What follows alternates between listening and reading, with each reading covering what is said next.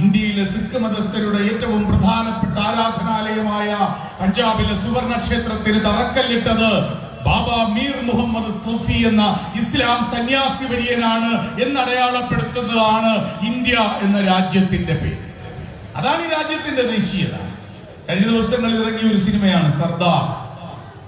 സർദാർ എന്ന് പറയുന്ന സിനിമ 1919 ജാലിയൻ വാലാബാഗ് ദുരന്തത്തെ തുടർന്ന് വല്ലാതെ മുറിവേൽക്കപ്പെട്ടു പോയ ഇന്ത്യയുടെ ആത്മാവിടങ്ങളിൽ നിന്ന് കൂടുമാറിപ്പറക്കുന്ന പക്ഷിയെ പോലെ ഇംഗ്ലണ്ടിലേക്ക് പോയ ഒരു ചെറുപ്പക്കാരന്റെ ജീവിതമാണ്.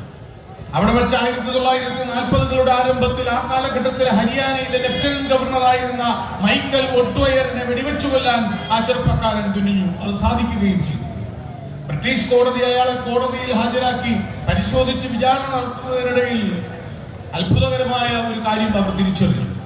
അയാളുടെ പേര് ഉത്തം സിംഗ് എന്നാണ്. പക്ഷേ ഇംഗ്ലണ്ടിലെത്തിയ ആ നിമിഷം മുതൽ അയാൾ ഔപചാരികമായി നിയമപരമായി തന്നെ അയാളുടെ പേര് മാറ്റിക്കഴിഞ്ഞു. അയാളുടെ പേര് രാം മുഹമ്മദ് സിംഗ് ആസാദ് എന്നാക്കി മാറ്റി. ബ്രിട്ടീഷ് കോടതി അയാളോട് ചോദിച്ചു, ഉത്തം സിംഗ് ആയിരുന്നില്ലേ നിങ്ങൾ? അതെ, ഞാൻ എന്റെ വീട്ടുകാരുടെ, നാട്ടുകാരുടെ, കൂട്ടുകാരുടെയൊക്കെ പ്രിയപ്പെട്ട ഉത്തം സിംഗ് എന്ന സിഖ് കുമാരനായിരുന്നു. പിന്നെന്തിനാണ് നിങ്ങൾ ഇവിടെ വന്നപ്പോ പേര് മാറ്റിയത്? ഞാൻ ഇവിടെ വന്നത് ജാലിയൻ വാലാബാഗിൽ വെച്ച് എന്റെ രാജ്യത്തിന്റെ ആത്മാവിനേറ്റ മുറിവിന്റെ നീറ്റൽ മായ്ക്കുവാൻ ഒരു ഇന്ത്യക്കാരന്റെ നിയോഗം നിർവഹിക്കുവാൻ എത്തിയതാണ്. അതൊരു ഇന്ത്യക്കാരനായി തന്നെ ചെയ്യണം. അത് ചെയ്യുന്നത് ഉത്തം സിംഗ് എന്ന സിഖുകാരൻ യുവാവാകരുത്, മറിച്ച് ഇന്ത്യൻ ഹിന്ദുക്കളുടെ വിശ്വാസ പ്രതീകമായ ശ്രീരാമന്റെ പേരിൽ രാം, ഇന്ത്യൻ മുസൽമാന്റെ വിശ്വാസത്തിനെ ആദരിച്ച് മുഹമ്മദ്, സിഖ് ദേശീയതയുടെ പ്രതീകമായി സിംഗ്, സർവോപരി സ്വതന്ത്രൻ എന്നർത്ഥം വരുന്ന ആസാദ് എന്ന വാക്കും കൂട്ടിച്ചേർത്ത് രാം മുഹമ്മദ് സിംഗ് ആസാദ് ആയാൽ മാത്രമേ ഞാനൊരു ഇന്ത്യക്കാരനാകൂ എന്ന തിരിച്ചറിവാണ് എന്നെ പേര് മാറ്റാൻ നിർബന്ധിതനാക്കിയത് എന്ന് പറഞ്ഞ ഉത്തം സിംഗിന്റെ അറിവാണ് ഇന്ത്യയുടെ സിവിക് ദേശീയ.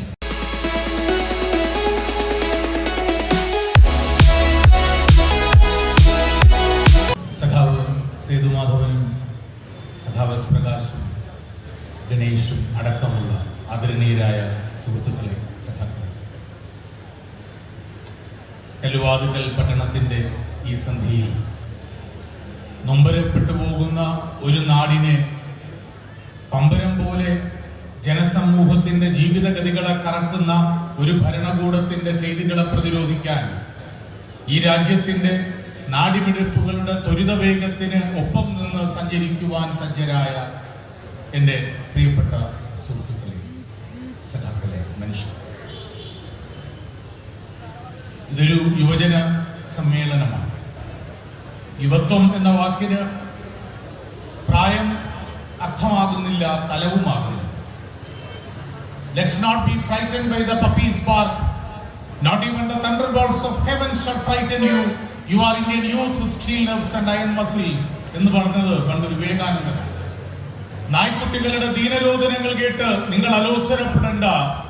ആകാശത്തിന്റെ മേഘകമാനങ്ങൾ പിളർന്ന് കടന്നു വരുന്ന ഇടിമിന്നലിന്റെ ശരശക്തിയുള്ള നിനാദം പോലും നിങ്ങളെ സ്പർശിക്കാതെ കടന്നു പോകണം. ഉരുക്കുപേശികളും ഇരുമ്പ് ഞരമ്പുകളുമുള്ള ഇന്ത്യൻ യുവത്വമാണ് നിങ്ങൾ എന്നാണ് അദ്ദേഹം. ആ യുവത്വത്തിന് പ്രായമില്ല. ശിരസ് നരച്ചാലും മനസ്സ് നരയ്ക്കാത്തവരുടെ നിർവചനമാണ് യുവത്വം. പക്ഷെ ആ യുവത്വത്തിന് ഒരു മതമുണ്ട്, ആ യുവത്വത്തിന് ഒരു സംസ്കാരവുമുണ്ട്. The religion of youthdom, the culture of youthdom. എന്താണ് യുവത്വത്തിന്റെ മതം, എന്താണ് യുവത്വത്തിന്റെ സംസ്കാരം എന്ന് പണ്ട് ഇങ്ങനെ കേട്ടിരുന്നെങ്കിൽ ഞാനും ആശങ്കപ്പെട്ടെ. യുവത്വത്തിന് മതമുണ്ടോ? മതങ്ങൾക്കെല്ലാം അപ്പുറത്തല്ലേ മാനവികത എന്നൊക്കെ ഞാൻ കരുതിയിരുന്ന കാലത്ത് കുറച്ചു ദിവസങ്ങൾക്ക് മുമ്പ്, അല്പകാലം മുൻപ്, സ്കാൻഡിനേവിയൻ രാജ്യമായ നോർവേയിൽ പ്രസിദ്ധീകരിച്ച ഒരു ടാബ്ലോയിഡിന്റെ തലക്കെട്ട് ഞാൻ വായിച്ചു. ആ ടാബ്ലോയിഡിന്റെ തലക്കെട്ട് സി the religion and culture of youthdom എന്നാണ്. ഈ യുവതയുടെ മതവും സംസ്കാരവും കാണൂ എന്നാണ് തലക്കെട്ട്. ആ തലക്കെട്ട് ഒരു യുവതയെ കുറിച്ചാണ്. ആ യുവതയ്ക്ക് ഒരു മതമുണ്ട് എന്നാണ്. ആ മതം അവരുടെ സംസ്കാരമാണ് എന്നാണ്. ആ വാർത്ത കൗതുകത്തോടെ ഞാൻ വായിച്ചു. പക്ഷേ ഞാൻ വായിച്ചെങ്കിലും ചാനലുകളുടെ അന്തിച്ചർച്ചയ്ക്കൊന്നും ആ വാർത്ത വിഷയമാകാതെ കണ്ടതിൽ എനിക്ക് ഖേദവും തോന്നി. ആ വാർത്തയുടെ ആവേശവും ഊർജവും ഊറ്റവും നിറയ്ക്കപ്പെടുന്ന കേൾക്കുന്ന ഒരു മലയാളി, ഒരു ഭാരതീയൻ എന്ന നിലയിൽ ആ വാർത്ത നിങ്ങളോട് പറഞ്ഞു തുടങ്ങാം എന്ന് ഞാൻ കരുതിയപ്പോ ഹരികൃഷ്ണൻ ആനുഷംഗികമായ വാർത്ത സൂചിപ്പിച്ചു. ആ വാർത്ത ഇതാണ്: വളരെ സമൃദ്ധമായ സമ്പന്നരായ മനുഷ്യർ ജീവിക്കുന്ന, അതീതമായ ജനസംഖ്യാ വർധനമില്ലാത്ത നോർവേ എന്ന ഇപ്പോൾ സോഷ്യലിസ്റ്റ് രാഷ്ട്രീയത്തോട് ചായ്വ് മെല്ലെ പ്രകടിപ്പിച്ച് മാത്രം തുടങ്ങിയിരിക്കുന്ന നോർവേ എന്ന സ്കാൻഡിനേവിയൻ രാജ്യത്തിലെ ആ ടാബ്ലോയിഡിലൂടെ ആ അച്ചടി മാധ്യമം അവിടുത്തെ യുവതയോട് ആവശ്യപ്പെടുന്നു, ഈ സംസ്കാരം, ഈ മതം ഒരു യുവതയുടേതാണ് എന്ന്. വായിച്ചു നോക്കിയപ്പോ അവരെഴുതിയിരിക്കുന്നു, അതിലൊരു ആദ്യം കണ്ടത് സബ് ഹെഡിങ് കൊടുത്തിരുന്നത് ഒരു അക്കവും 3 എക്സ്ക്ലമേഷൻ മാർക്കുമാണ്, 3 ആശ്ചര്യ ചിഹ്നങ്ങളുമാണ്. അക്കം 10,95,86,537 എന്നാണ്, 3 ആശ്ചര്യ ചിഹ്നങ്ങളും. വായിച്ചു നോക്കിയപ്പോൾ അതിൽ എഴുതിയിരിക്കുന്നു, ഏഷ്യ എന്ന ഭൂഖണ്ഡത്തിൽ, ഇന്ത്യ എന്ന രാജ്യത്തിൽ, അതിന്റെ തെക്കു പടിഞ്ഞാറരികിൽ ഒരു സുന്ദരിയുടെ സൗന്ദര്യവർഗ് പോലെ വിലസുന്ന ഒരു സംസ്ഥാനമുണ്ട്. There is a province called Kerala. Keralam എന്നൊരു നാടുണ്ട്.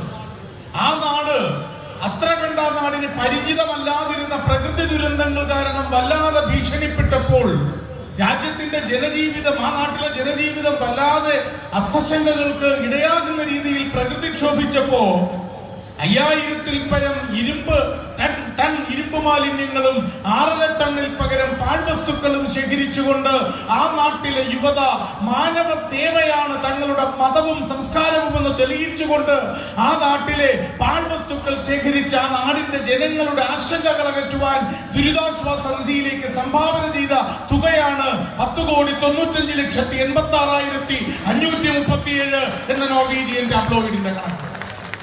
എന്നിട്ട് അവർ എഴുതിയിരിക്കുന്നു, അങ്ങനെ ചെയ്യാൻ കഴിഞ്ഞ ഒരു സംഘടനയെ സംബന്ധിച്ചിടത്തോളം മതം മാനവികതയാണ്, സംസ്കാരം മനുഷ്യ സ്നേഹമാണ്. അത് ചെയ്ത സംഘടനയ്ക്ക് ഒരു പേരുണ്ട്, democratic youth federation of India, DYFI എന്ന ചുരുക്കപ്പേരിൽ ആ സംഘടന ആ നാട്ടിൽ അറിയപ്പെടുന്നു. യുവജന സമ്മേളനം ഉദ്ഘാടനം ചെയ്യുമ്പോൾ ഈ അറിവ് ആദ്യം പങ്കുവെച്ചുകൊണ്ട്, ഈ ടാബ്ലോയിഡ് വാർത്ത പങ്കുവെച്ചുകൊണ്ട് ആരംഭിക്കണം എന്ന് കരുതി. അതുകൊണ്ടാണ് നമ്മുടെ വിഷയം ദേശീയത നായാട്ടിന് ഇറങ്ങുമ്പോൾ എന്നതാണ്. ദേശീയത എന്ന വാക്കിന് ഒരുപാട് മുഖങ്ങളുണ്ടെങ്കിലും പ്രധാനമായി ദേശീയത വിഭജിക്കപ്പെടുന്നത് 2 തരങ്ങളിലാണ്.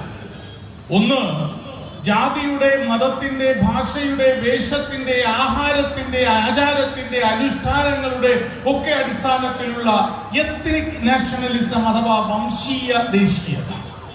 മറ്റൊന്ന്, മാനവികതയിലും സെക്യുലറിസത്തിലും പ്ലൂറലിസത്തിലും ബഹുസ്വരതയിലും മതേതരത്വത്തിലും അധിഷ്ഠിതമായ സിവിക് നാഷണാലിസം അഥവാ പൗരബോധ അധിഷ്ഠിതമായ ദേശീയത. ഇന്ത്യ എന്ന രാജ്യത്തിന്റെ ഈ കെട്ടകാലം ആരംഭിക്കുന്നതിന് മുൻപ് വരെയുള്ള ചരിത്രത്തിന്റെ സൂക്ഷ്മമായ പരിശോധനയിൽ നമുക്കറിയാം, നമ്മുടെ രാജ്യം ഒരു സിവിക് നാഷണലിസത്തിന്റെ പ്രതീകമായി, പൗരബോധത്തിൽ അധിഷ്ഠിതമായ ഒരു ദേശീയതയുടേതായി. ആ പൗരബോധത്തിൽ അധിഷ്ഠിതമായ ദേശീയത, സിവിക് നാഷണലിസം, എത്നിക് നാഷണലിസത്തിന്, വംശീയ ദേശീയതയ്ക്ക് വഴിമാറിയ വർഗീയ രാഷ്ട്രീയ ഭരണാധികാരം ഇന്ത്യയുടെ അധികാര കേന്ദ്രങ്ങൾ അലങ്കരിച്ചു തുടങ്ങിയ നിമിഷം മുതൽ നരകത്തേക്കിറങ്ങിയ വംശീയ ദേശീയതയെ കുറിച്ചാണ് നമ്മൾ ഇവിടെ സംസാരിക്കുന്നത്.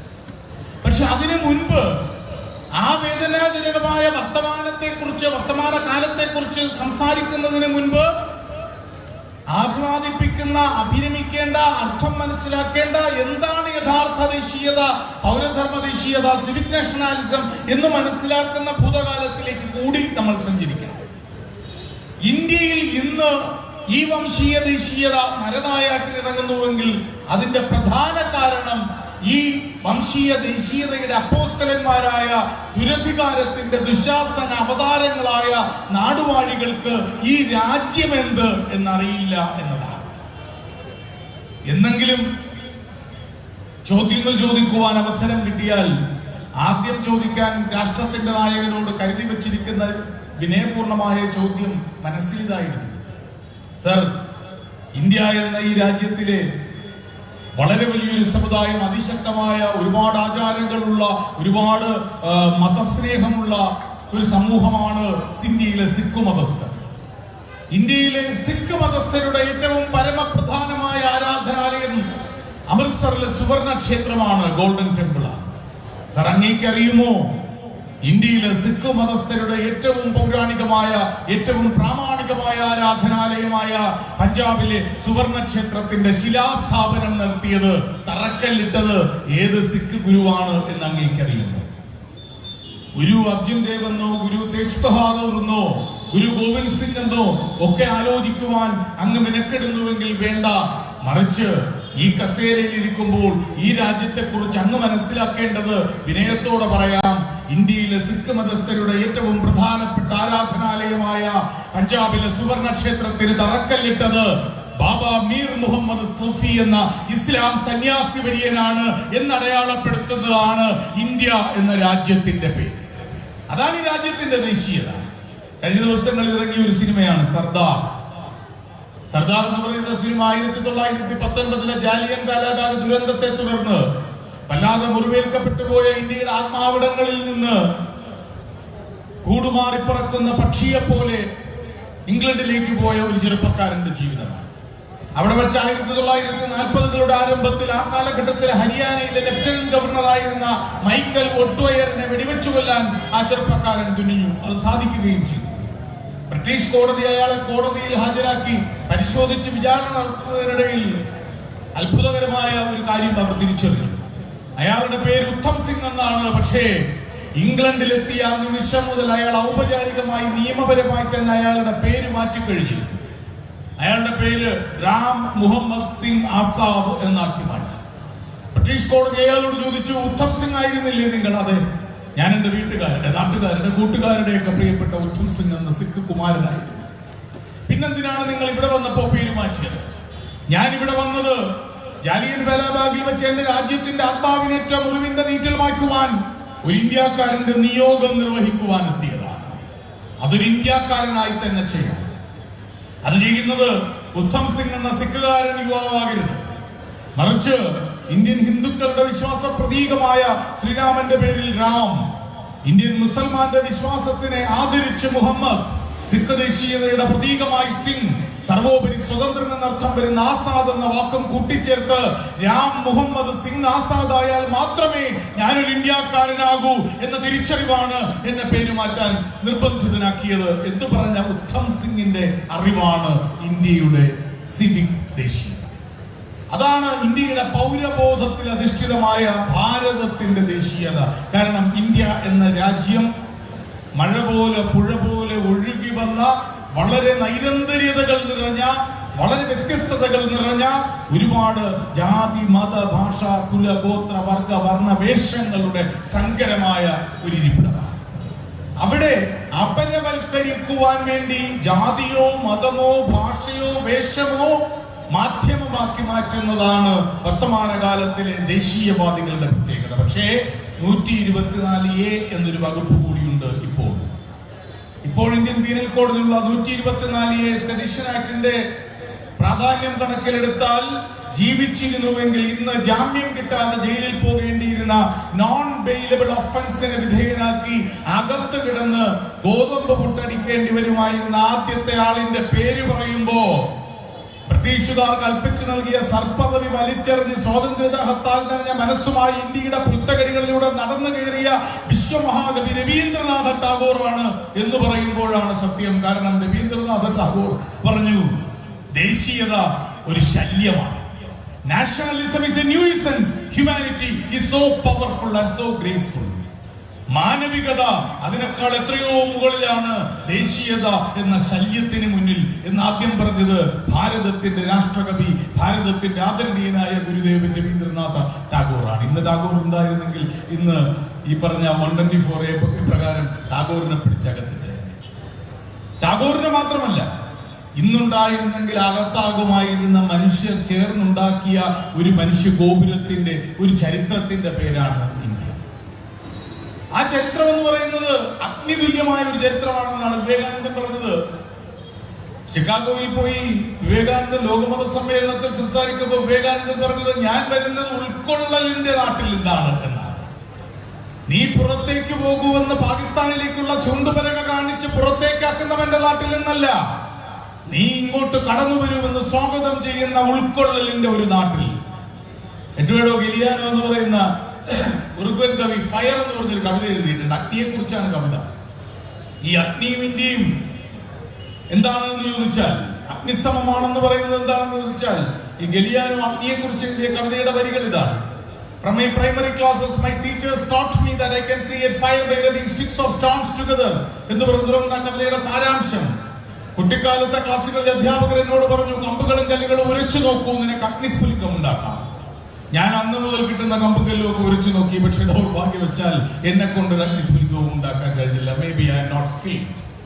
പക്ഷെ അതുകൊണ്ട് അഗ്നിയോട് വെറുപ്പില്ലെന്ന് മാത്രമല്ല, മറ്റെന്തിനേക്കാൾ കൂടുതൽ ആവേശത്തോടെ, ആരാധനയോടെ ഞാൻ അഗ്നിയെ ഇഷ്ടപ്പെടുന്നു. എന്താ കാരണം? അഗ്നിയെ എന്തുകൊണ്ട് ഞാൻ ഇത്ര ഇഷ്ടപ്പെടുന്നു? ഞാനെന്ന് പറഞ്ഞാൽ കവി മാത്രമല്ല, ഞാൻ മാത്രമല്ല, കല്ലുവാതുക്കൽക്കാരനാകട്ടെ, കാനഡക്കാരനാകട്ടെ, പരപ്പനങ്ങാടിക്കാരനാകട്ടെ, പപ്വാ ന്യൂഗിനിയക്കാരനാകട്ടെ, ലോകമെമ്പാടുമുള്ള വ്യത്യസ്ത സംസ്കാരങ്ങളിലുള്ള മനുഷ്യ സമൂഹത്തിന് ഒന്നാകെ അഗ്നിയോട്, തീയോട് ഇഷ്ടമാണ്. എന്തുകൊണ്ടാണ് മാനവകുലത്തിന് വിഭാഗീയതകളില്ലാതെ തീയോട് ഇത്ര പ്രിയം എന്ന് കവി ആരാഞ്ഞിട്ട് ഉത്തരം കണ്ടെത്തുന്നു. അയാൾ തന്നെ ചോദിക്കുന്നു, is it because it helps us in cooking food? പാചകം ചെയ്യാൻ സഹായിക്കുന്നത് കൊണ്ടാണോ? അതൊക്കെ കാരണമാണ്, പക്ഷെ അതല്ല അത്രയും പ്രധാന കാരണം. ചൂടും വെളിച്ചവും തരുന്നത് കൊണ്ടാണോ? അതും ഒരു കാരണമാകാം, എന്നാൽ അതുമല്ല പ്രധാന കാരണം. ബന്ധമായി കൊളുത്തിപ്പിടിച്ചാൽ വനയാത്രകളിൽ കാട്ടിലൂടെ രാത്രികാലത്ത് യാത്ര ചെയ്യുമ്പോൾ വന്യമൃഗങ്ങളിൽ നിന്ന് രക്ഷ നേടാൻ അത് ഉപകരിക്കുമെന്നത് കൊണ്ടാണോ? അതുകൊണ്ട്. പക്ഷെ അതുമല്ല പ്രധാന കാരണം. പിന്നെന്താ അഗ്നിയോട് മനുഷ്യകുലത്തിന് ഒന്നാകെ ഇത്ര ഇഷ്ടമെന്ന് ചോദിച്ചിട്ട് കവി തന്നെ ഉത്തരം പറഞ്ഞു, because on cool winter nights, വല്ലാതെ തണുത്തു പോകുന്ന ഞരമ്പുകളിലൂടെ സൂചിമുനകളുമായി മഞ്ഞിങ്ങനെ ഇരച്ചു കയറുന്ന കൊടും തണുപ്പുള്ള അസ്ഥികൾ വിറച്ചു പോകുന്ന ശൈത്യകാല രാത്രികളിൽ ഒരു ക്യാമ്പ് ഫയറായി, ഒരു അഗ്നികുണ്ഠമായി അഗ്നി മാറുമ്പോ ജാതി, മത, കുല, വർഗ, വർണ്ണ, പണ, മണ, നിറ, ലിംഗ വ്യത്യാസങ്ങൾ ഒന്നുമില്ലാതെ എല്ലാ മനുഷ്യരെയും ഒരേ മനസ്സോടെ ചുറ്റുമിരുന്ന് ഈ ചൂടുകായു എന്ന് സ്വാഗതം ചെയ്യുന്ന ഏറ്റവും സമഭാവനയുള്ള, ഏറ്റവും കമ്മ്യൂണിസ്റ്റായ ആതിഥേയന്റെ പേരാണ് അഗ്നി. എന്നതുകൊണ്ടാണ് മനുഷ്യകുലത്തിനൊന്നാകെ അഗ്നിയോട് ഇത്ര പ്രിയം. വിവേചനങ്ങളില്ലാതെ ഈ ചൂടിന്റെ ഊഷ്മളതയിലേക്ക് നീ കടന്നു വരൂ എന്ന് സ്വാഗതം ചെയ്യാൻ കഴിയുന്ന ആ അഗ്നിക്ക് സമമാണ് ഈ രാജ്യത്തിന്റെ ചരിത്രം, ഈ രാജ്യത്തിന്റെ ദേശീയതാ സങ്കല്പം എന്നിരിക്കെ എന്തുകൊണ്ട് മഹാമഴയ്ക്ക് മുമ്പ് എലികളുന്നത് പോലെ മുറിവുകൾ പൊത്തിപ്പിടിച്ച് ഇന്ത്യയിലെ തെരുവോരങ്ങളിൽ ദളിതരും മുസൽമാനും ന്യൂനപക്ഷ വിഭാഗത്തിൽപ്പെട്ടവരും ദരിദ്രരും കമ്മ്യൂണിസ്റ്റുകാരനും മാധ്യമപ്രവർത്തകരും ചിന്തിക്കുന്നവരും സ്വപ്നം കാണുന്നവരും പ്രണയിക്കുന്നവരും സ്വാതന്ത്ര്യം ആഗ്രഹിക്കുന്നവരും ചിതറിത്തെറിച്ച തലച്ചോറുകൾ കുടമയാകുന്നു എന്ന ചോദ്യത്തിന്റെ അർത്ഥം കണ്ടെത്താനുള്ള ശ്രമമാണ് ദേശീയത അതിരുകൾ കടന്നെത്തി നരഹത്യക്കിറങ്ങുന്നതിന്റെ വർത്തമാനകാല വൃത്താന്തം.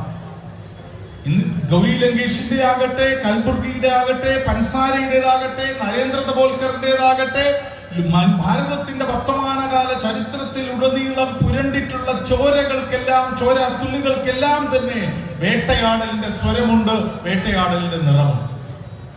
ഭരണകൂട ഭീകരതയ്ക്ക് ഏറ്റവും വലിയ ആയുധമായി എല്ലാ കാലത്തും ലോകത്തിൽ ഉയർത്തിക്കാട്ടിയ മുദ്രാവാക്യം കപട ദേശീയതയാണ്.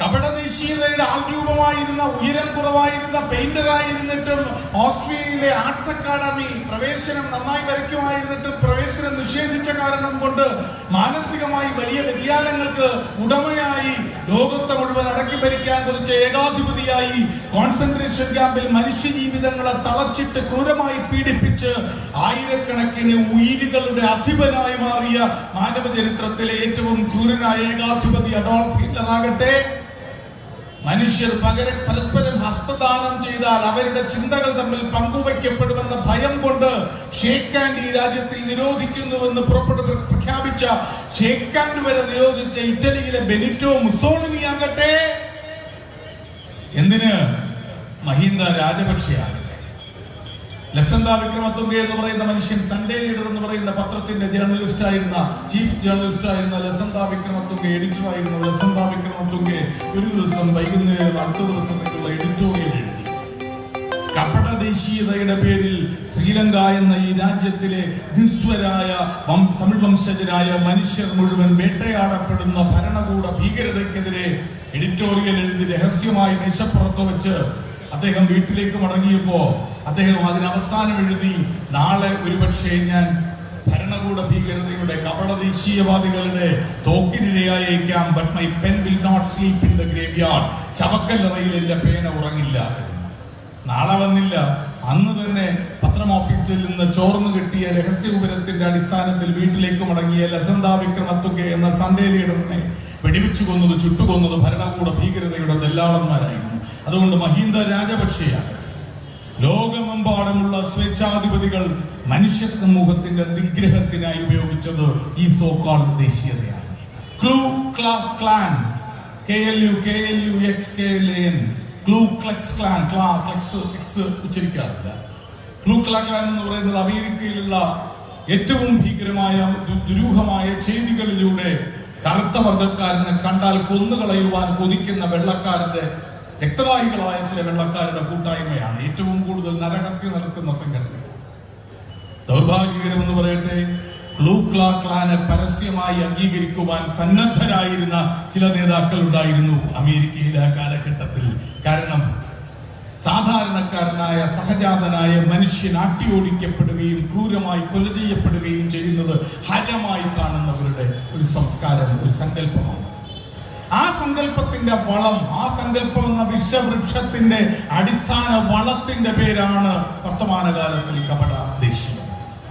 ഈ വർത്തമാനകാലത്തിലെ കപട ദേശീയതയ്ക്ക് ആധിക്യം കൊടുക്കുമ്പോ വെള്ളക്കാരന്റെ മുമ്പിൽ പാതുകം നക്കുകയും മാപ്പെഴുതി കൊടുക്കുകയും ചെയ്തവർ മഹാന്മാരായി ഗ്ലോറിഫൈ ചെയ്യപ്പെടുമ്പോ ഗാന്ധിജി മടങ്ങിപ്പോകുന്ന, ഗാന്ധിജി ഇല്ലായ്മ ചെയ്യപ്പെടുന്ന ഒരു വർത്തമാനകാല ദേശീയ ചരിത്രം പഠിക്കുവാൻ നമ്മുടെ കുട്ടികൾ വരെ നിർബന്ധിതരാണ്.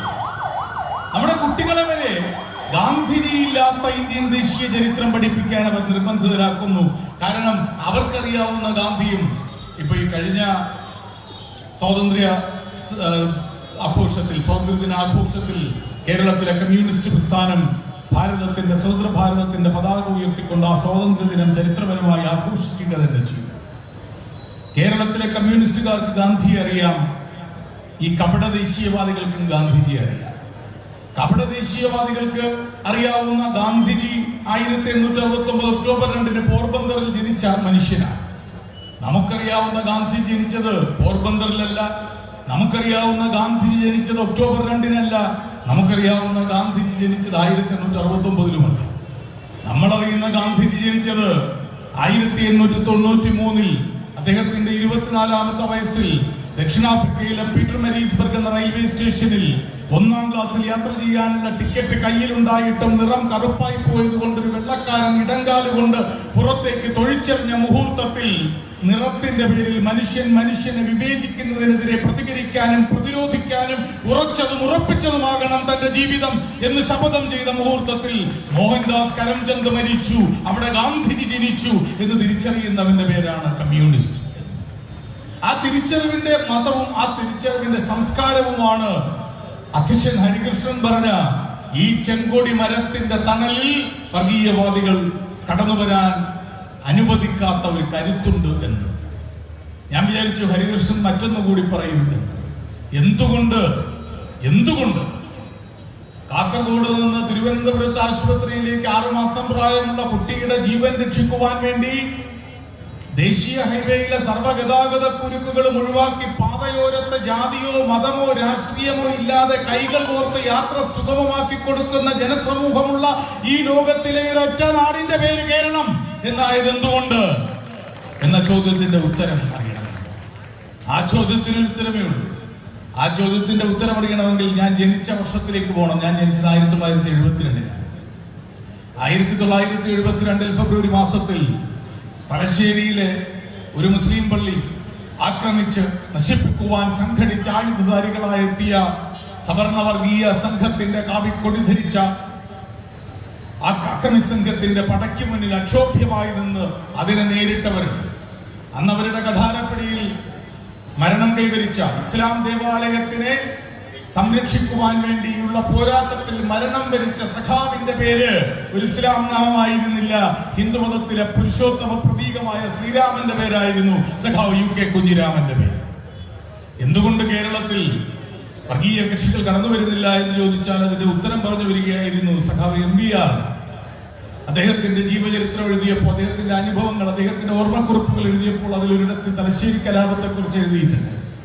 തലശ്ശേരി കലാപത്തെ കുറിച്ച് എഴുതിയിട്ട് അദ്ദേഹം പറഞ്ഞു, അന്ന് തലശ്ശേരിയിലെ വീടുകൾ നശിക്കാതെ, തലശ്ശേരിയിലെ ജനജീവിതം വളരെയധികം ദുരിതത്തിലാകാതെ, നൂറുകണക്കിന് കബന്ധങ്ങൾ ഉടലറ്റ് തെരുവിലൂടെ രക്തത്തിൽ ഒഴുകി നടക്കാതെ, തലശ്ശേരി മുഴുവൻ മരിച്ച മൃതദേഹങ്ങൾ കൊത്തിപ്പറക്കാൻ കഴുകന്മാർ ആർത്തടിച്ച് പറന്നെത്താതെ, തലശ്ശേരി മുഴുവൻ മരണത്തിന്റെ മണവും ഇരുട്ടും കാരണം ലോക ചരിത്രത്തിലെ ഏറ്റവും വലിയ വേദനയുടെ ഈറ്റില്ലമായി മാറാതെ പോയതിനു പിന്നിൽ ഒരു കാരണമുണ്ട്. വീട് വീടാന്തരം അന്നുച്ചഭാഷിണിയിൽ ഈ നാടിന്റെ മതസംഘർഷം തകർക്കരുത് എന്ന് വിളിച്ചു പറഞ്ഞുകൊണ്ട് ആ നാട്ടിലെ എല്ലാ മതസ്ഥാപനങ്ങൾക്കും മനുഷ്യഹൃദയങ്ങൾക്കും കാവലായി നിന്ന് അവിടുത്തെ മതമൈത്രി സംരക്ഷിക്കുവാൻ, ആ നാടിന്റെ മതേതരത്വം കാത്തുസൂക്ഷിക്കുവാൻ വേണ്ടി പൊരുതിയ 3 പേരുടെ കരുത്തിലാണ് തലശ്ശേരി തകരാതിരുന്നത് എന്ന് എംപിആർ എഴുതി. അതിലൊരാൾ സാക്ഷാൽ AKG ആണ്. രണ്ടാമത്തെ ആളിന്റെ പേര് CH കണാരൻ എന്നാണ്. മൂന്നാമത്തെ ആൾ ഉയർത്തിപ്പിടിച്ച ഒരു കൊടിക്കമ്പിന്റെ കരുത്തിൽ ഒരു നാടിന്റെ മതേതരത്വം സംരക്ഷിക്കപ്പെട്ടുവെങ്കിൽ ആ കൊടിക്കമ്പിന്റെ കരുത്തുമായ മൂന്നാമത്തെ ആൾ ഇന്ന് 1-ാം നമ്പർ കാറിൽ തിരുവനന്തപുരത്തെ സെക്രട്ടേറിയറ്റിൽ ഇരുന്ന് ഈ നാടിന്റെ മതേതരത്വം സംരക്ഷിക്കുന്നു. പേര് പിണറായി വിജയൻ എന്നാണ്. കേരളത്തിന്റെ ചരിത്രത്തിന് കടന്നു വരുവാൻ മതവാദികളെയും വർഗീയവാദികളെയും അനുവദിക്കാതെ കാത്തുസൂക്ഷിച്ച കോട്ടവാതിലുകളുടെ ചരിത്രം ഇടതുപക്ഷത്തിന്റെ ഒത്തുചേരലിന്റെ ചരിത്രമാണ്. കാരണം മതവും മനുഷ്യനും തമ്മിലുള്ള പോരാട്ടത്തിൽ മനുഷ്യൻ മുകളിൽ നിൽക്കുന്നുവെന്ന് തിരിച്ചറിയുന്നവന്റെ പേരാണ് കമ്മ്യൂണിസ്റ്റുകാരൻ. ലോകത്തിലെ ആദ്യത്തെ കഴിഞ്ഞ തെരഞ്ഞെടുപ്പ് കഴിഞ്ഞപ്പോ, തെരഞ്ഞെടുപ്പിന്റെ ഫലം വരുന്നതിന് മുൻപ് എന്താണ് ഈ മനുഷ്യരെ തിരിച്ചറിയുക എന്ന് ചോദിച്ചാൽ ചിരിക്കുക എന്നതാണ്. സത്യത്തിൽ ഒരു മനുഷ്യന് ചെയ്യാൻ പറ്റുന്ന ഏറ്റവും വലിയ രാഷ്ട്രീയ പ്രവർത്തനം ഏതെന്ന് ചോദിച്ചാൽ ചിരിക്കുക എന്നാണ്. മാസ്ക് ഉള്ളത് കൊണ്ട് പലരുടെയും ചിരി നമുക്ക് കാണാൻ കഴിയില്ല എങ്കിലും പ്രസാദ് കുറച്ചു മുമ്പ് ഞങ്ങൾ വളരെ പഴയ സുഹൃത്തുക്കളാണ്. ഒരു കേരള യൂണിവേഴ്സിറ്റിന്റെ സാരഥിയായിരുന്നു അദ്ദേഹം ചിരിച്ചതൊന്നും ഞാൻ കണ്ടില്ല. ഞാൻ വിചാരിച്ചു മനുഷ്യൻ ചിരിക്കാതിരിക്കുകയാണല്ലോ. പിന്നെയാണ് മനസ്സിലായത് മുഖത്ത് മാസ്ക് ഇരിക്കുകയല്ലേ, ചിരിച്ചു കാണാൻ അറിയാൻ വയ്യ. ഒരു മനുഷ്യന് ചെയ്യാൻ കഴിയുന്ന ഏറ്റവും വലിയ സാംസ്കാരിക പ്രവർത്തനം, ഏറ്റവും വലിയ രാഷ്ട്രീയ പ്രവർത്തനം, ഏറ്റവും വലിയ മാനവിക പ്രവർത്തനത്തിന്റെ പേര് ചിരിയാണ്. ഹൃദയത്തിൽ നിന്ന് ചിരിക്കാൻ കഴിയുക എന്നതിനേക്കാൾ വലിയ സാംസ്കാരിക പ്രവർത്തനമില്ല. ഹൃദയത്തിൽ നിന്ന് ഒരാളിനെ ചിരിപ്പിക്കാൻ കഴിയുക എന്നതിനേക്കാൾ വലിയ രാഷ്ട്രീയ പ്രവർത്തനമില്ല. അതുകൊണ്ടാണ് ഞാൻ മഴയിലൂടെ നടക്കാൻ ഇഷ്ടപ്പെടുന്നു. കാരണം ഞാൻ കരയുന്നത് മറ്റുള്ളവർ കാണില്ലല്ലോ എന്ന് പറഞ്ഞാൽ, നിന്റെ ചിരി കൊണ്ട് ഈ ലോകത്തിന്റെ രൂപം തന്നെ മാറ്റുക. പക്ഷേ ഈ ലോകത്തിന്റെ കരുണയില്ലായ്മ കാരണം, നിരാർദ്രത കാരണം നിന്റെ ചിരി മായാതെ സൂക്ഷിക്കുക എന്ന് പറഞ്ഞ ചാർലി ചാപ്ലിൻ എന്ന മനുഷ്യസ്നേഹി കമ്മ്യൂണിസ്റ്റുകാരൻ മഹാൻ നടത്തിയത് ചിരി രാഷ്ട്രീയമാക്കി തന്നെയാണ്. അവരെ ചിരിപ്പിക്കുന്നതിനേക്കാൾ കൂടുതൽ വലുതായി നമുക്കൊരു രാഷ്ട്രീയ പ്രവർത്തനവും നടത്താനില്ല. അതാണ് ഡിവൈഎഫ്ഐ എന്റെ പ്രിയപ്പെട്ട സുഹൃത്ത് ഹരികൃഷ്ണൻ പറഞ്ഞതുപോലെ ജാതിയോ മതമോ രാഷ്ട്രീയമോ കക്ഷിയോ ഉദ്യോഗമോ പദവിയോ നോക്കാതെ വീടാന്തരത്തിൽ നിന്ന് അരച്ചു ചേർക്കുന്ന ചമ്മന്തിയിലോ കറിയിലോ ഒരു അമ്മയുടെയും ഒരു പെങ്ങളിന്റെയും സ്നേഹത്തിന്റെയും കരുണയുടെയും കരുതലിന്റെയും ഉപ്പുരസവും ലവണരസവും ഉണ്ടെന്ന തിരിച്ചറിവിൽ ആശുപത്രിയിൽ വിളമ്പുമ്പോ അതിന് ഹൃദയപൂർവം എന്ന് പേരിടാനുള്ള കാരണവും ഹൃദയത്തിൽ നിന്ന് ജനിക്കുന്നതാണ് രാഷ്ട്രീയ പ്രവർത്തനം. അത്തരം രാഷ്ട്രീയ പ്രവർത്തനമാണ് ചിരി എന്ന് എഴുതിയത് അമേരിക്കയിലെ ഒരു മാധ്യമമാണ്. കൂട്ടത്തിലൊന്ന് പറയട്ടെ, അത് ലോകത്തെ പുരോഗമനപരമായി നോക്കിക്കാണുന്ന ഒരു മാധ്യമം തന്നെയാണ്. ആ മാധ്യമം എഴുതി, "See the sparkling divinity of a smile" എന്നാണ്. ഒരു ചിരിയുടെ തിളങ്ങുന്ന ദിവ്യത്വം, അവിടെ ദിവ്യത്വം എന്നാണ് ആ മാധ്യമം എഴുതിയത്. ഡിവിനിറ്റി, ഒരു ചിരിയുടെ തിളങ്ങുന്ന ദിവ്യത്വം എന്ന തലക്കെട്ടിൽ കേരളത്തിലേക്ക് ചൂണ്ടിക്കാട്ടിയ ഒരു അമേരിക്കൻ മാധ്യമം ആ കാലഘട്ടത്തിൽ എഴുതിയത് 36,248 എന്ന് സർവേ കണക്കുകൾ സംഖ്യപ്രകാരം പറയുന്ന പാറശാലയിലേക്കപ്പുറം കളിയിക്കാവള മുതൽ കാസർഗോട്ടിലെ തലപ്പാടി വരെ നീളുന്ന കേരളം എന്ന ഈ സംസ്ഥാനത്തിലുള്ള ആൾദൈവങ്ങളുടെ 36,248 ആൾദൈവങ്ങളുടെ ചിരിയെ ചൂണ്ടിക്കാണിച്ചല്ല അമേരിക്കയിലെ മാധ്യമം എഴുതിയത് "See the sparkling divinity of a smile" എന്ന്. മറിച്ച് കാലാകാലങ്ങളായി മുടങ്ങിക്കിടന്നിരുന്ന തങ്ങളുടെ പെൻഷൻ ഇരട്ടിയായി വർദ്ധിപ്പിച്ച് വീട്ടിലേക്ക് ഒരു പോസ്റ്റ് വുമൺ കൊണ്ടുചെന്ന് കൊടുത്തപ്പോ അത് ഏറ്റുവാങ്ങി കൈപ്പറ്റിയിട്ട് പല്ലില്ലാത്ത മോണകാട്ടി ഈ നാടിന്റെ നേർക്ക് ഒരു അമ്മൂമ്മ ചിരിച്ച ചിരി കഴിഞ്ഞ കാലങ്ങളിൽ നമ്മൾ പത്രത്തിൽ കണ്ടു. ആ ചിരി ഉയർത്തിക്കാട്ടിയ മാധ്യമം പറഞ്ഞു, ഈ ചിരിയാണ് the sparkling divinity of a smile. ആ ചിരിയിലാണുള്ളത് മതം, ആ ചിരിയിലാണുള്ളത് ദൈവം, ആ ആ ചിരി സൃഷ്ടിക്കുന്നതിനെയാണ് സാംസ്കാരിക പ്രവർത്തനം അല്ലെങ്കിൽ രാഷ്ട്രീയ പ്രവർത്തനം എന്ന് നിർവചിക്കുന്നത്. അപരനെ ചിരിക്കാൻ പ്രേരിപ്പിക്കുന്ന ഒരു രാഷ്ട്രീയ കാഴ്ചപ്പാടും അപരനായി എല്ലാത്തിനെയും കാണുന്ന ഒരു വംശീയ കാഴ്ചപ്പാടും തമ്മിലുള്ള യുദ്ധമാണ് ഈ കാലത്ത് നമ്മൾ ചർച്ച ചെയ്യുന്നത്. ഈ കാലത്ത് നമ്മൾ ചർച്ച ചെയ്യുന്നത് ആ യുദ്ധമാണ്. അങ്ങനെ ചർച്ച ചെയ്യുമ്പോൾ ഒരുപക്ഷെ നമ്മൾ അറിയാത്ത ചില ആളുകളെ കുറിച്ച് കൂടി പറയേണ്ടി വരും. അത് ശൗര്യചക്ര പുരസ്കാരം കിട്ടിയ ആളിനെ കുറിച്ച്. ശൗര്യചക്ര പുരസ്കാരം കിട്ടിയ ഒരു മനുഷ്യനുണ്ട്, ബൽവന്ത് സിംഗ് എന്ന പേര്. എനിക്കറിയാം, ബൽവന്ത് സിംഗിന് ശൗര്യചക്ര പുരസ്കാരം കിട്ടി. അദ്ദേഹം സൈനികനായിരുന്നില്ല, പക്ഷേ പട്ടാളക്കാരനല്ലാത്ത ബൽവന്ത് സിംഗിന് ശൗര്യചക്ര പുരസ്കാരം ലഭിച്ച വർഷങ്ങൾക്ക് മുമ്പേ തന്നെ. കാരണം 22 തവണ ഖാലിസ്ഥാൻ തീവ്രവാദികളുടെ രാജ്യത്തിനെ ഭിന്നിപ്പിക്കുവാൻ ആഗ്രഹിക്കുന്നവരുടെ ആക്രമണങ്ങൾക്ക് വിധേയനായപ്പോഴും ഇന്ത്യ എന്ന ഈ രാജ്യത്തിന്റെ അഖണ്ഡത സംരക്ഷിക്കുവാൻ, രാജ്യത്തെ തുണ്ട് തുണ്ടാക്കി വിഭജിക്കുവാൻ ഇഷ്ടപ്പെടാതിരുന്ന യഥാർത്ഥ ദേശീയവാദിയായ ബൽവന്ത് സിംഗ് ശൗര്യചക്രം കിട്ടി ആദരിച്ചു. 23ാമത്തെ തവണ 2020 ഒക്ടോബർ മാസം 18-ാം തീയതിയുള്ള 23ാമത്തെ ഭീകരവാദികളുടെ ആക്രമണത്തിൽപ്പെട്ട ബൽവന്ത് സിംഗ് മരിച്ചു. അതൊരു ദേശീയതയാണ്.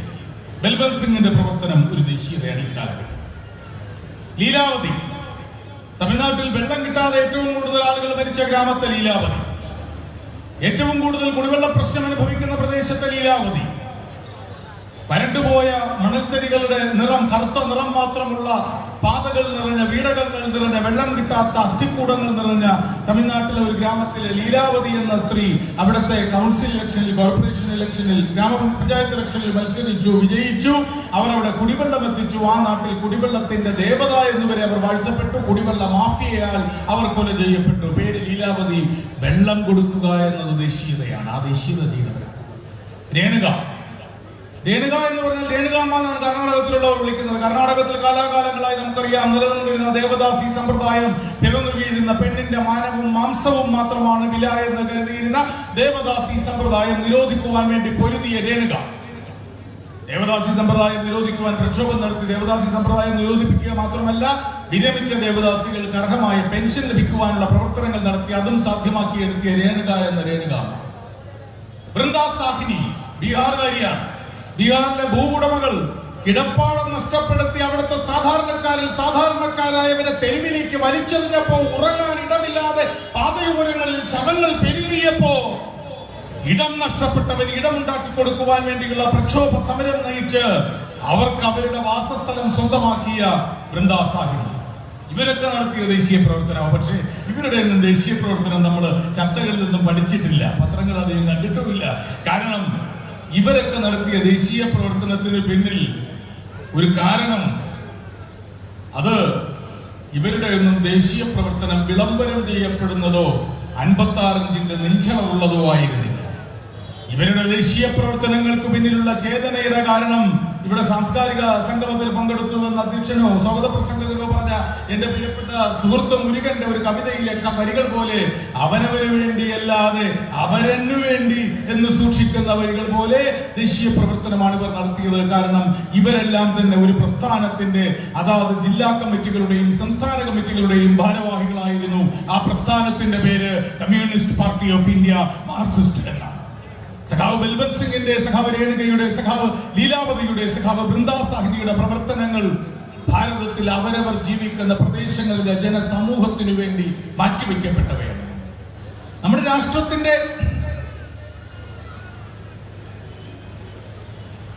പശ്ചാത്തലത്തിൽ ദേശീയ പ്രവർത്തനം എന്നത് ചിലർക്ക് മാത്രമായി സ്വകാര്യവൽക്കരിക്കപ്പെട്ട് കിടക്കുന്നു. ഒരു നാട് വെള്ളക്കാരന്റെ ഏറ്റവും ഭീഷണമായ, ഏറ്റവും ക്രൂരമായ യാതനകളാൽ വല്ലാതെ നൊന്തപ്പോ,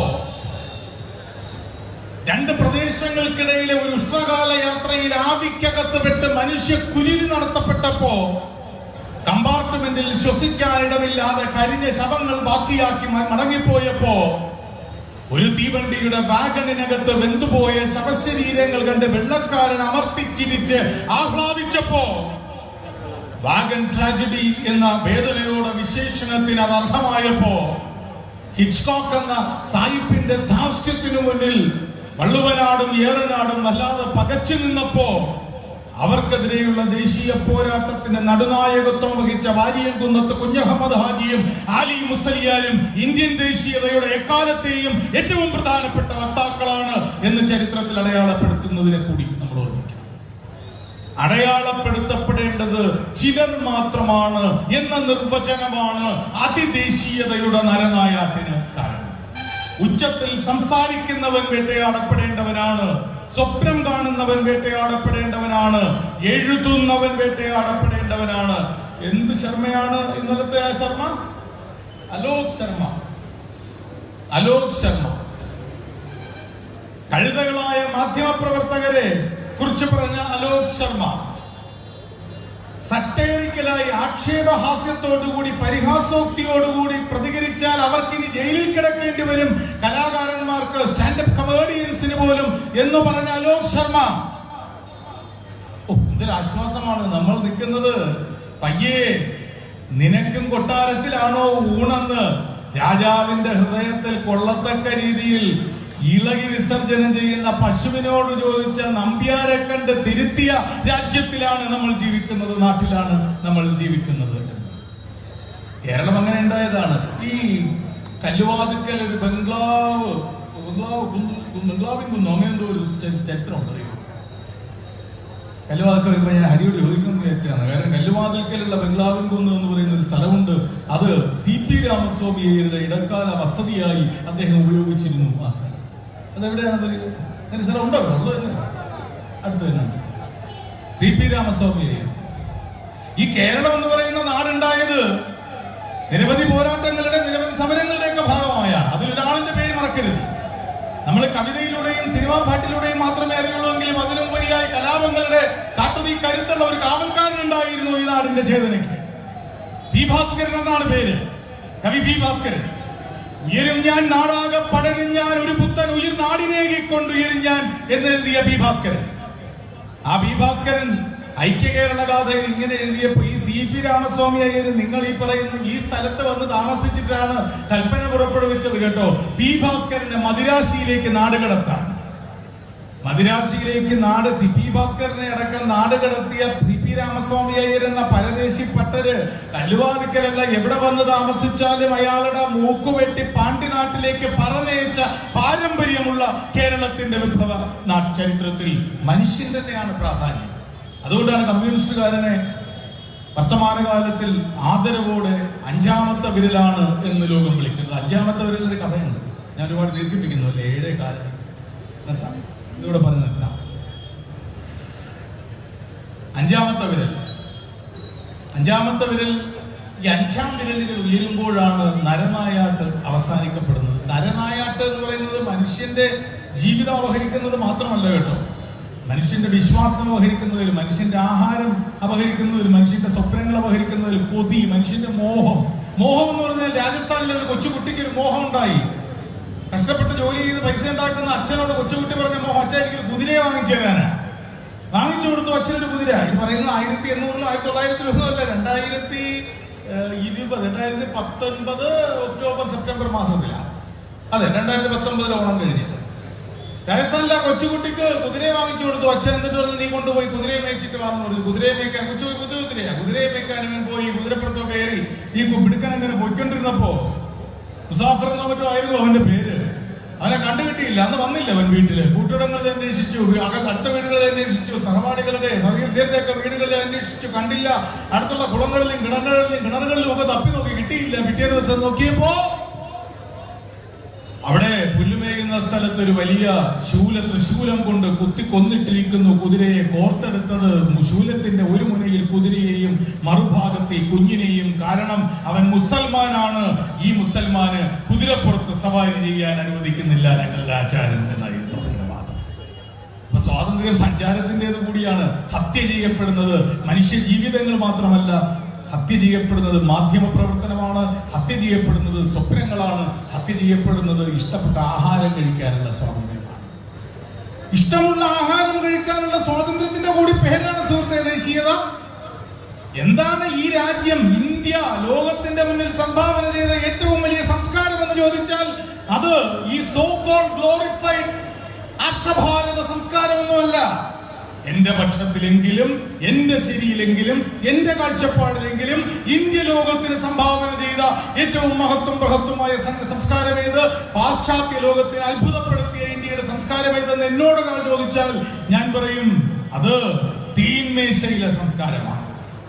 കമ്പും ഈ കമ്പലല്ലോ, എന്താ പേര്, കത്തിയും സ്പൂണും തമ്മിൽ കൂട്ടിമുട്ടാതെ, ഒപ്പം ഇരുന്ന് ആഹാരം കഴിക്കുന്നവനോട് ഒരു വാക്ക് ഉരിയാടാതെ, മുഖത്ത് നോക്കാതെ, സ്പൂൺ തലികയിൽ മുട്ടാതെ, ഗ്ലാസുകൾ തമ്മിൽ മുട്ടാതെ, ഒരു തുള്ളി ജലം താഴെ വീഴാതെ നിശബ്ദരായിരുന്ന് ആഹരിക്കുന്ന പാശ്ചാത്യ സമൂഹത്തിന്റെ ടേബിൾ മാനേഴ്സ് അല്ല, മറിച്ച് ഒപ്പം ഇരുന്ന് ആഹരിക്കുന്നവനെ കണ്ട് അവനോട് കുശലം പറഞ്ഞ് സ്വന്തം വിശപ്പിനെ കുറിച്ച് ഓർമ്മിക്കാതെ സ്വന്തം പാത്രത്തിൽ നിന്ന് അവൻ ആഹാരം പങ്കുവെച്ച് അവന്റെ പൊതിച്ചോറിലെ ഇറച്ചി കഷണം ആർത്തിയോടെ കൈകൊണ്ടെടുത്തിട്ട് ആഹരിക്കുന്ന പങ്കുവെക്കലിന്റെ തീന്മേശ സംസ്കാരത്തിനോളം മികച്ചതല്ല ആർഷഭാരത സംസ്കാരത്തിന്റെ ഒരു പൊലിമയും ഭാരതം ലോകത്തിന്റെ മുന്നിൽ സംഭാവന ചെയ്യുന്നത്.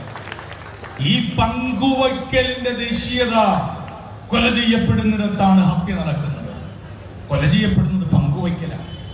കൊല ചെയ്യപ്പെടുന്നത് പ്രണയമാണ്, പങ്കുവയ്ക്കലാണ്, വിശ്വാസമാണ്, സ്വപ്നങ്ങളാണ്, എഴുത്താണ്. എഴുത്തോ നിന്റെ കഴുത്തോ ഏറെക്കൂർ ഏതിനോട് എന്ന് ചോദിച്ചാൽ അടിയന്തരാവസ്ഥക്കാലമാണ് എങ്കിൽ എഴുതൂ, എനിക്കു വേണ്ടി അല്ലെങ്കിൽ ഞങ്ങൾക്ക് വേണ്ടി മാത്രം എന്ന് പറയുന്ന സ്വകാര്യമായ സാംസ്കാരിക വൽക്കരണം നടത്തി ഇതാണ് ദേശീയത എന്ന് വ്യാഖ്യാനിക്കുന്ന ഒരു കാലത്തിന്റെ നടുവിൽ നമ്മൾ നിൽക്കുന്നു. അപകടകരമായ ഒരു കാലം. പക്ഷെ അവിടെയും ആ കപട ദേശീയതയെ ചോദ്യം ചെയ്യുന്നവര് ടാഗോർ പാവം വീണ്ടും കടന്നു വരിക. ടാഗോർ ഉറപ്പാ 124 കൃത്യമായിരുന്നു. കാരണം ടാഗോർ വേറൊരിക്കൽ എഴുതി never go to the temples, God is not there. നിങ്ങൾ അമ്പലങ്ങളിലേക്ക് പോകണ്ട, ദൈവം അവിടെ ഇല്ല. പക്ഷെ ടാഗോർ എഴുതിയത് പ്രധാനമന്ത്രി ആദ്യമേ വായിച്ചിരുന്നെങ്കിൽ ഈ പ്രശ്നമൊന്നും ഉണ്ടാവില്ല. കവിത മുഴുവൻ വായിക്കണമായിരുന്നു. ടാഗോർ എഴുതിയത് ദൈവത്തെ കുറ്റപ്പെടുത്തിയോ അമ്പലത്തെ കുറ്റപ്പെടുത്തിയോ ഒന്നും അല്ല. നിങ്ങൾ അമ്പലത്തിലേക്ക് പോകണ്ട, യാത്ര ചെയ്യണ്ട, ദൈവം അവിടെ അല്ല ഉള്ളത്. പിന്നെ ടാഗോർ എഴുതി ദൈവത്തെ കാണണമെങ്കിൽ നിങ്ങൾ അങ്ങോട്ട് പോകൂ. നിങ്ങളുടെ തീന്മേശയിൽ, നിങ്ങളുടെ തളികയിൽ നിങ്ങൾ ആഹരിക്കുന്ന ആഹാരം ഒരുക്കുവാൻ വേണ്ടി കാത്തിരിക്കുന്ന ധാന്യമണികൾ ഉണ്ടാക്കുവാൻ വേണ്ടി പകലന്തിയോളം ആ പാടത്തെ എല്ലുമുറിയെ പണിയെടുക്കുന്ന ഇന്ത്യയിലെ കർഷകരുണ്ട്. ആ കർഷകർ കുഴയ്ക്കുന്ന മണ്ണിൽ വേവുന്ന അവരുടെ ജീവിതങ്ങളിലാണ് നിങ്ങളുടെ ദൈവം ഇരിക്കുന്നത് എന്ന് എഴുതിയിട്ടാകും. 1.5 വർഷം മഴയത്തും വെയിലത്തും നിർത്തി പരിഹസിച്ചിട്ടും അവരെ നോക്കി അപഹസിച്ചിട്ടും തളർത്താനാകാത്ത ആത്മവീര്യത്തോടെ സമരം ചെയ്ത അവരാണ് ദൈവങ്ങൾ. അവരുടെ മുന്നിൽ മുട്ടുമടക്കേണ്ടി വന്നു. ഏത് ദുരധികാരത്തിന്റെ ദുശാസന രീതിക്കുമെന്ന് തെളിയിക്കപ്പെടുന്നതാണ് ദേശീയത കർഷകന്റേത് കൂടിയാണ്. ദേശീയത കവിയുടേതാണ്, ദേശീയത കർഷകന്റേതാണ്, ദേശീയത വിദ്യാർത്ഥിയുടേതാണ്, ദേശീയത അറിവാഗ്രഹിക്കുന്നവന്റേതാണ്. അറിവാഗ്രഹിക്കുന്നവനില്ലേ ദേശീയത? അറിവാഗ്രഹിക്കുന്നവന്റെ യഥാർത്ഥ അറിവ് നേടാനുള്ള സ്വാതന്ത്ര്യം ദേശീയതയല്ലേ? എന്നെ പോലുള്ളവർ ഓടി നടന്ന് മാപ്പി ചോദിക്കണമല്ലോ. കാരണം പണ്ട് ഒരുപാട് അബദ്ധങ്ങൾ പറഞ്ഞിട്ടുണ്ട്. പണ്ട് ചില പൊതുവിജ്ഞാന വേദികളിലേക്ക് കയറി പറഞ്ഞിട്ടുണ്ട്, ജോൺ ലോഗി ബേർഡ് എന്ന് പറയുന്ന മനുഷ്യൻ ഒരു ഇരുനില കെട്ടിടത്തിന്റെ വരകോമടികളുള്ള ഇരുനില കെട്ടിടത്തിന്റെ മുകളിലത്തെ മുറിയിൽ ഒരു ക്യാമറയുടെ മുന്നിൽ ഒരു പൂ വെച്ച് ചിത്രീകരിച്ച് തൊട്ടടുത്ത മുറിക്കകത്ത് ചതുരപ്പെട്ടിയിൽ അത് തെളിഞ്ഞപ്പോ ആഹ്ലാദം കൊണ്ട് പുറത്തേക്ക് ചാടിയിറങ്ങി വില്യം ടെൻഡർ എന്ന 14 വയസ്സുള്ള ഭിക്ഷക്കാരനെ കണ്ട് കൈപിടിച്ച് മുകളിലേക്ക് വലിച്ചു കൊണ്ടുപോയി എന്തെങ്കിലും കാണിക്കാൻ ആവശ്യപ്പെട്ടപ്പോ അവൻ ആ ക്യാമറയുടെ മുന്നിൽ ഭിക്ഷ യാചിച്ചപ്പോ അതാ ചതുരപ്പെട്ടിയിൽ വന്നപ്പോ ലോകത്തിൽ ആദ്യത്തെ TV ഇതാ കണ്ടുപിടിച്ചു എന്ന് ആഹ്ലാദിച്ച ജോൺ ലോഗി ബേർഡ് ആണ് ടെലിവിഷൻ കണ്ടുപിടിച്ചതെന്ന് ഞാൻ പൊതുവിജ്ഞാന വേദികളിൽ ഞാൻ പറഞ്ഞിട്ടുള്ളതിന് ഞാൻ ഇന്ന് മാപ്പ് ചോദിക്കണം.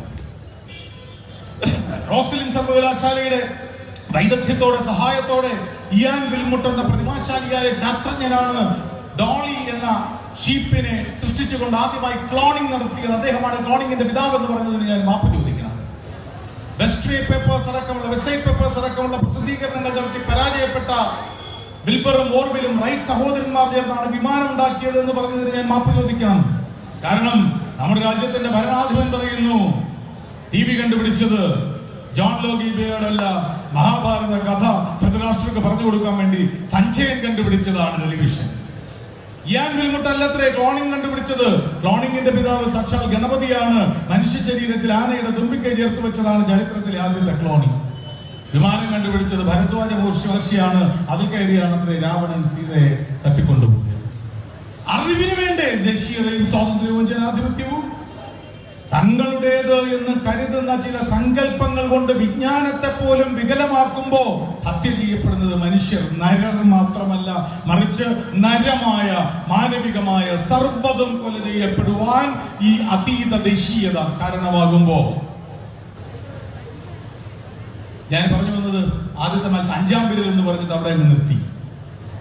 5-ാമത്തെ വിരലായിരുന്നുകൊണ്ട് ഈ ചെങ്കൊടിമരത്തണലിൽ ഇവിടുത്തെ യുവജന പ്രസ്ഥാനവും ഇവിടുത്തെ രാഷ്ട്രീയ പ്രസ്ഥാനങ്ങളും കമ്മ്യൂണിസ്റ്റ് പ്രസ്ഥാനത്തിന്റെ കരുത്തോടുകൂടി പറയുന്നത് ഈ ദേശീയതയ്ക്കെതിരെ സംസാരിക്കുന്നത് 5-ാമത്തെ വിരലാകുന്നതുകൊണ്ടാണ്. ലോകത്തിലെ ആദ്യത്തെ മത്സരം നടന്നത് 5 പേർ തമ്മിലാണ്.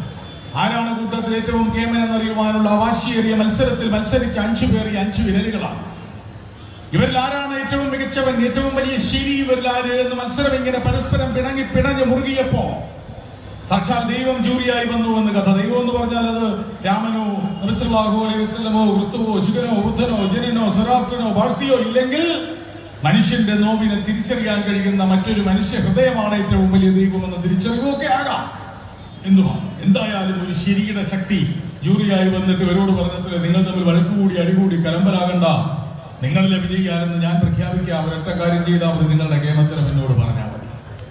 ആദ്യം വന്നത് പെരുവിരൽ വന്നിട്ട് പറഞ്ഞു, ദൈവമേ ഞാൻ 1-ാമത്തെ വിരല ലോകത്തിൽ എവിടെയും വിജയി അടയാളപ്പെടുത്തുന്നത് എന്നെ ഉയർത്തിക്കാട്ടുമ്പോഴാണ്, തംസപ്പിലൂടെയാണ് ഒരു മനുഷ്യൻ തിരിച്ചറിയപ്പെടുന്നത്, എന്നെ പതിപ്പിക്കുമ്പോഴാണ്, തമ്പി പ്രശ്നയിലൂടെയാണ് പിറന്നു വീഴുന്ന ഓരോ മനുഷ്യക്കുഞ്ഞും നുണയുന്നത് തന്നെയാണ്, ഞാൻ മാതൃത്വത്തിന്റെ പ്രതീകമാണ്,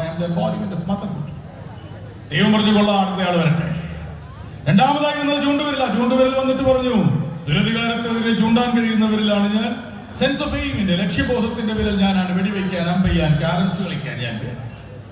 മാത്രമല്ല ആജ്ഞാപിക്കുന്ന വിരലും ഞാനാണ്. സ്റ്റാൻഡപ്പ് മോളല്ല, സ്റ്റാൻഡപ്പ് എന്ന് പറയുമ്പോൾ എണീക്കണ്ട, പറയട്ടെ, സ്റ്റാൻഡപ്പ് എഴുന്നേക്കണ്ട, പറഞ്ഞോട്ടെ, സ്റ്റാൻഡപ്പ് സിറ്റ് ഡൗൺ എന്നൊക്കെ ആജ്ഞാപിക്കുന്ന വിരൽ ഞാനാ, അല്ലാതെ ഈ വിരലുകൊണ്ട് ആരും പറയില്ല, അത് പറഞ്ഞു വരികയാണ്. അപ്പൊ ആജ്ഞാശക്തിയുള്ള വിരൽ ഞാൻ, ദൈവം പറഞ്ഞു കൊള്ളാം, അടുത്തയാൾ വരട്ടെ. 3-ാമത്തെ ആൾ വന്നിട്ട് പറഞ്ഞു, ചർച്ചയും തർക്കമൊന്നും വേണ്ട, കണ്ടാലേ അറിയില്ലേ, 5 പേരിൽ ഏറ്റവും ഉയർന്നവൻ, തലപ്പൊക്കമുള്ളവൻ ഞാനാണ്, മാത്രമല്ല നായകൻ ഞാനാണ്, ഞാൻ മധ്യത്തിലാണ് ഉണ്ടാവുക, സഹായികളാണ് എന്റെ വശങ്ങൾ.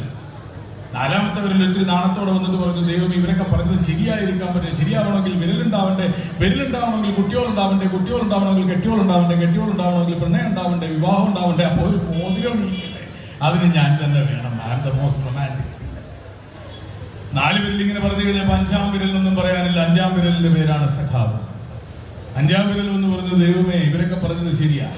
1-ാമത്തെ വിരൽ വിജയിയാണ്, 2-ാമത്തെ വിരൽ ആജ്ഞാശക്തിയുണ്ട്, 3-ാമത്തവൻ നായകൻ, 4-ാമത്തവൻ പ്രണയം, കൊള്ളാം, ശരി. പക്ഷേ വിജയിയാണെന്നുള്ള വിശ്വാസത്തിൽ ഈ 1-ാമത്തെ വിരൽ തെറ്റുകൾ ചെയ്യുമ്പോ, ആജ്ഞാശക്തിയുടെ അധീശത്വ ഭാവത്തിൽ ഈ 2-ാം വിരൽ കുറ്റകൃത്യങ്ങളിൽ ഏർപ്പെടുമ്പോ, പ്രണയജാബല്യത്തിൽപ്പെട്ട് ഈ 3-ാം വിരൽ തളർന്നു പോകുമ്പോ, 4-ാം വിരൽ തളർന്നു പോകുമ്പോ, നായകത്വത്തിന്റെ മൂഢചിന്തയിൽ ഈ വിരൽ കുറ്റങ്ങൾ കാണിക്കുമ്പോ, അങ്ങവരോടൊക്കെ ക്ഷമിക്കുന്നത് ഇവർക്കെല്ലാവർക്കും വേണ്ടി ഞാൻ 1-ാമനായി ഇങ്ങനെ ഏറ്റവും മുന്നിൽ നിന്ന് കൈകൂപ്പുമ്പോഴല്ലേ എന്നാണ് 5-ാമത്തെ വിരൽ. ദൈവം പറഞ്ഞു, ഇവനാണ് ശരി, 5-ാമത്തെ വിരൽ തന്നെയാണ് ശരി, അവനാണ് 1-ാമൻ. കാലാകാലങ്ങളിൽ ആരെങ്കിലും ധരിച്ചിട്ടുണ്ട് ഈ 5-ാമത്തെ വിരലിനെ, സഖാവിനെ ശരി എന്ന് വിശേഷിപ്പിച്ചിട്ടുണ്ട് എങ്കിൽ, വിജയിപ്പിച്ചിട്ടുണ്ടെങ്കിൽ അതിന് കാരണം കൈകൂപ്പുന്ന വിനയത്തിന് ഏറ്റവും മുന്നിൽ നിൽക്കുന്ന വിനയം കൊണ്ടാണ് എന്നാരെങ്കിലും തെറ്റിദ്ധരിച്ചിട്ടുണ്ട് എങ്കിൽ, ആ തെറ്റിദ്ധാരണയിൽ ദേശീയതയുടെ വടിവാളും അക്രമായുധങ്ങളും ഏന്തി ശിരച്ഛേദനം ചെയ്യാമെന്ന് ആരെങ്കിലും കരുതിയിട്ടുണ്ട് എങ്കിൽ, ഒന്ന് ഓർമ്മിപ്പിക്കാനും ഉറപ്പിക്കാനും കൂടി ഈ അവസരം ഒരു മനുഷ്യന്റെയും പ്രതികരണ ബോധം വിനിയോഗിക്കണം. അന്ന് ദൈവം 5-ാം വിരലിനെ 1-ാമനും ശരിയുമെന്ന് പ്രഖ്യാപിച്ചതിന് പിന്നിലെ കാരണം കൈകൂപ്പുമ്പോ മുന്നിൽ നിൽക്കുന്നത് കൊണ്ടല്ല, മറിച്ച് പിന്നിലാക്കപ്പെട്ടു പോകുന്ന 4 പേരുടെയും എല്ലാം ഏറ്റെടുത്ത് അവർക്ക് വേണ്ടി മുന്നിൽ നിന്ന് പടനയിക്കാൻ കഴിയുന്ന സഹജമായ ആർജവബോധത്തിന്റെ പേരിലാണ് ചരിത്രത്തിൽ ഈ 5-ാം വിരൽ 1-ാമനായി. മുന്നിൽ നിന്ന് പടനയിക്കുവാൻ കഴിയുന്ന മനുഷ്യരുടെ ചോരമെടുപ്പുകളിലൂടെയാണ് ഈ നാട് വളർന്നിട്ടുള്ളത്. ആ ദേശീയതയുടെ ചരിത്രത്തിൽ 4 പേരെ കൂടി ഓർമ്മിപ്പിച്ച് അവസാനിപ്പിക്കാം. കഴിഞ്ഞ ആഴ്ച അവരുടെ നാട്ടിൽ പോയി. അപ്പൊ അതിനു മുമ്പ് പോയപ്പോ അവിടെ പറഞ്ഞതാണ്. അപ്പൊ അതിനു മുമ്പ് അവരെ കാണാൻ വർഷങ്ങൾക്ക് മുമ്പ് വന്ന 4 പേരെ കാണാൻ വന്ന ഒരു മനുഷ്യനുണ്ട്, പേര് ജോഷി, സഖാവ്. ഈ 4 പേരുടെ പേര് കോയിത്താറ്റിൽ ചിരികണ്ഠൻ മഠത്തിൽ അപ്പു, പൊടോര കുഞ്ഞിക്കണ്ണൻ, പൊടോര കുഞ്ഞമ്പു നായർ, അബൂബക്കർ, ഇവർ 4 പേർ. ഈ 4 പേർ കയ്യൂർ രക്തസാക്ഷികളാണ്. ഈ 4 പേർ ഏതാനും മണിക്കൂറുകൾ കഴിഞ്ഞാൽ കഴുകുമരത്തിലേറും. നാടിനു വേണ്ടി ദുഷ്പ്രഭുത്വത്തിനെതിരെ, ജന്മിത്വത്തിനെതിരെ പോരാടി മരണത്തിലേക്ക് മടങ്ങിപ്പോകാൻ തീരുമാനിച്ചുറച്ച 4 രക്തവാരകങ്ങളെ കാണാനെത്തിയ കമ്മ്യൂണിസ്റ്റ് നേതാവ് BC ജോഷി അവരോട് ചോദിച്ചു, നിങ്ങളുടെ ഗ്രാമത്തിലേക്ക് പോകുമ്പോൾ അമ്മയച്ഛനെ അനിയനെയൊക്കെ കാണും, എന്തെങ്കിലും പറയാനുണ്ടോ എന്ന്. കൂട്ടത്തിൽ അബൂബക്കറും മറ്റും അവരോട് അദ്ദേഹത്തോട് പറഞ്ഞു, പോകുമ്പോ പറയണം, എന്റെ അനുജൻ വലുതായിക്കൊണ്ടിരിക്കുകയാണ്, അവര് പാകത പോരാ, എങ്ങനെയാണ് ഈ നാടിനു വേണ്ടി ജീവിക്കേണ്ടത്, നാടിനു വേണ്ടി മരിക്കേണ്ടത്, മനുഷ്യരെ സ്നേഹിക്കുന്ന സഖാവായി എങ്ങനെ മാറേണ്ടത് എന്ന് എന്റെ അനുജനോട് പറഞ്ഞു കൊടുക്കാൻ അങ്ങ് സമയം കണ്ടെത്തണമെന്ന് മാത്രമാണ് മരിക്കുന്നതിന് മുൻപ് BC ജോഷിയോട് കയ്യൂർ സമര സഖാവായ അബൂബക്കർ ആവശ്യപ്പെട്ടത്. മറ്റുള്ളവന്റെ സംഗീതം ശബ്ദം സംഗീതം പോലെ കേൾക്കണമെന്ന് പണ്ട് ചെകുവേര പറഞ്ഞുവെങ്കിൽ മറ്റുള്ളവനില്ല എന്ന്, മുറ്റുള്ളവനേ ഉള്ളൂ എന്ന് തിരിച്ചറിയുവാൻ കഴിയുന്ന മാനവികതയ്ക്ക് പകരമാകില്ല തന്നെ ഒരു ദേശീയത. അവസാനിപ്പിക്കുന്നു, പ്രതീക്ഷിക്കാതെ 2-3 തവണ കടന്നു വന്ന ടാഗോറിന്റെ വരികൾ ഓർമ്മിപ്പിച്ചുകൊണ്ട് അവസാനിപ്പിക്കുക. അത് തന്നെയാണ് ഏറ്റവും വലിയ ദേശീയത. അത് പഠിക്കാൻ കഴിയട്ടെ ഈ രാജ്യത്തിന്. Where the mind is without fear, where the head is held high, where knowledge is free, where words come out from the depth of truth, where reasons have not lost their ways into the dry and sands of dead habits, and where my land is not divided into narrow fragments by domestic walls. എവിടെ മനസ്സ് നിർഭയമായിരിക്കുന്നുവോ, എവിടെ ശിരസ് ഉയർത്തിപ്പിടിക്കപ്പെടുന്നുവോ, എവിടെ വാക്കുകൾ സത്യത്തിന്റെ അഗാധതയിൽ നിന്ന് തിരിക്കുന്നുവോ, എവിടെ ഇടുങ്ങിയതും പ്രാദേശികവുമായ ചിന്തകളാൽ ഈ നാട് ദുർബലപ്പെടാതിരിക്കുന്നുവോ, ആ പ്രതീക്ഷയിലേക്ക് ഈ നാട് നയിക്കപ്പെടട്ടെ. ഇടുങ്ങിയ അതിർവരമ്പുകളാൽ മനസ്സിനെ വിഭജിച്ച് അവനവന്റെ ഇടങ്ങൾ കണ്ടെത്തി അപര ഇടങ്ങളെ ഇല്ലായ്മ ചെയ്യുവാനുള്ള എല്ലാ ശ്രമങ്ങൾക്കെതിരെയും ഉയർന്നു പറക്കുവാൻ കഴിയുന്ന ഒരു കൊടിക്കമ്പിന്റെ കരുത്തും, ആ കൊടിക്കമ്പിന്റെ മുകളിലെ ഒരു രക്തപതാകയും, അതിനും മുകളിലെ ഈ നാടിനു വേണ്ടി മരിച്ച രക്തസാക്ഷി സഖാക്കളുടെയും സാന്നിധ്യം ഉണ്ടാകുമ്പോൾ ആ സാന്നിധ്യത്തിന്റെ സ്മരണയിൽ കൃതാർത്ഥനായി നിന്നുകൊണ്ട് ഈ യുവജന സെമിനാർ ഉദ്ഘാടനം ചെയ്തതായി അറിയിച്ച് ചഞ്ചലമാകാത്ത വാക്കുകളുടെ നെഞ്ചിരിപ്പിന്റെ 2 ആവർത്തനങ്ങളോട്